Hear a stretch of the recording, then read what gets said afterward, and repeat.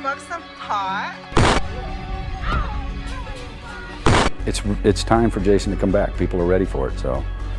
And as long as we come up with a good movie, which I know we're going to now, that people won't be disappointed. Hey, Slappy! Got a little something for you.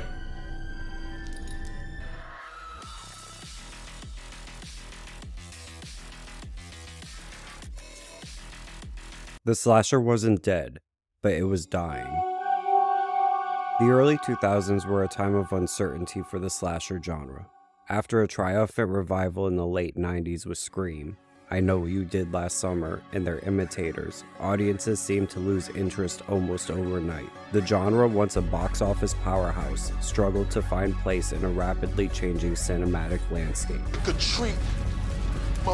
This was the decade when slashers stumbled, when the icons of horror faded into the background, and a new generation of filmmakers and trends pushed the genre to its breaking point. Welcome to the slasher downfall.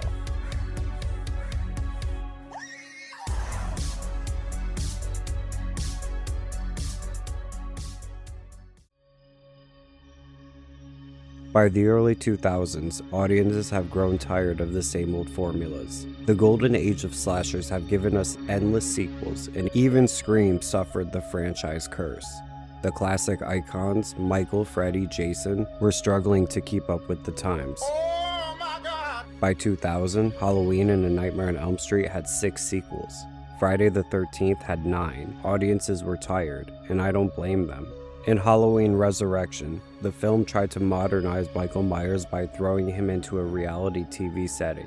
Critics panned it, fans hated it, and it grossed far less than its predecessor. The Shape seemingly disappeared. Freddy Krueger fared no better. After a string of increasingly crazy sequels in the 90s, he returned in Freddy vs. Jason, a crossover that was more spectacle than substance. While the film made decent money, it didn't spark a revival for either character. Jason Voorhees, meanwhile, appeared in Jason X, a campy sci-fi slasher that sent the hockey mask killer into outer space. Fans and critics were baffled. By the mid-2000s, it was clear. The old icons just weren't scary anymore.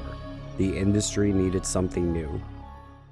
As the slashers of old faded, a darker, grittier form of horror rose to take their place. Films like Saw and Hostel ushered in an era of torture porn, where brutal violence and psychological torment replaced the mass killers of the past. These films were less about the chase and more about the pain. They reflected a post-9/11 world where fear was no longer a stalker in the woods, but the unknown horrors lurking in basements, warehouses, and abandoned buildings. Torture horror tapped into societal anxieties in a way that slashers couldn't anymore. Audiences were looking for something that felt more visceral, more real. For a time, these films dominated the box office. Saw became an annual tradition, with new installments released every Halloween. But as the genre grew more extreme, it alienated casual horror fans who missed the fun and suspense of classic slashers. I haven't heard it. I don't think those types of movies are being made, or they were sort of done to death. It's like very out of fashion, it's kind of a period. But it just says more about the critic than it does about the movie. It's just a way of ghettoizing and dismissing the films. And also you have 15 years later and 16 years later and people are talking about the films like they're classics. You know, kids that are 20 years old, that were 4 years old when they came out, they don't know that term, they just love them.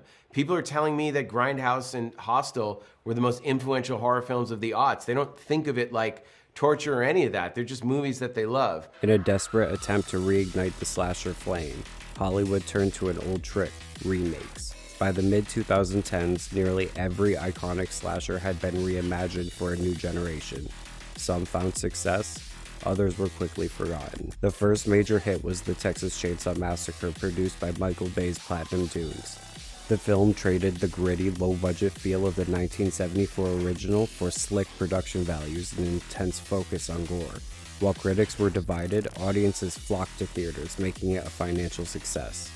Encouraged by this success, the remake revolution began. Rob Zombie had a bold vision for Halloween. He wanted to dive deep into Michael Myers' origins, exploring his childhood and psychological motivations. The main thing was, you know, it's such a great story and it's such a great character that once you have that, you can flip it upside down and take it in a whole nother direction. and that's what I did. Did you consciously try to stay away from anything in the first, or did you just go for, you know? Well, I wanted it to be a completely different experience. I didn't want it to look or feel or sound like John Carpenter's movie because we already have that movie, and we all love that movie, so it had to be a completely different thing. But this approach sparked tension from the start. John Carpenter, the creator of the 1978 classic, famously had beef after Rob Zombie said Carpenter was cold about him remaking his project. Just want to know how you feel about Rob Zombie's version of Halloween. Next question. on that biography and channel, and he lied about me. He said I was very cold to him when he told me I was going to, and that he was going to make it.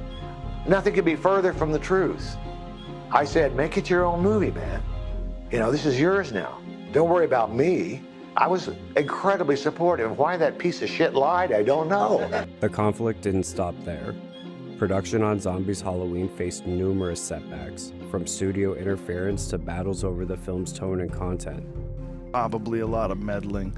Is that something that's a difficult thing to manage, or do you not have to deal with that anymore? I had to deal with that a lot when I made the 2 Halloween movies for Weinstein of course, Company. Because they're this gigantic franchise. Well, there was weird meddling. It was just like kind of psychotic meddling. How so?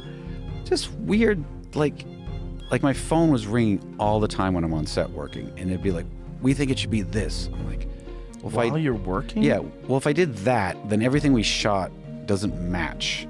Dimension Films wanted a commercially viable horror film, but Zombie was determined to deliver a grittier, more brutal vision. Despite the chaos, Zombie pressed forward, creating a darker, more humanized Michael Myers.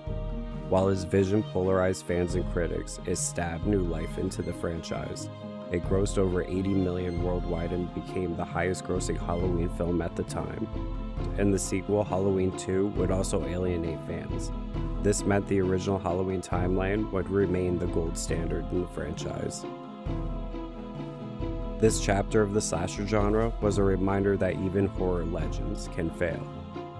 Yeah, I mean, I think the basic mindset they had was every director and every actor is an idiot, and the movie can only be good if we save it because everyone in this town is stupid but us. By 2010, the slasher genre was at a crossroads. The old icons were struggling, remakes were losing their appeal, and torture horror had taken center stage. For the first time in decades, it seemed like the slasher genre might finally be dead. But horror is a resilient genre, and the seeds of a comeback were already being planted.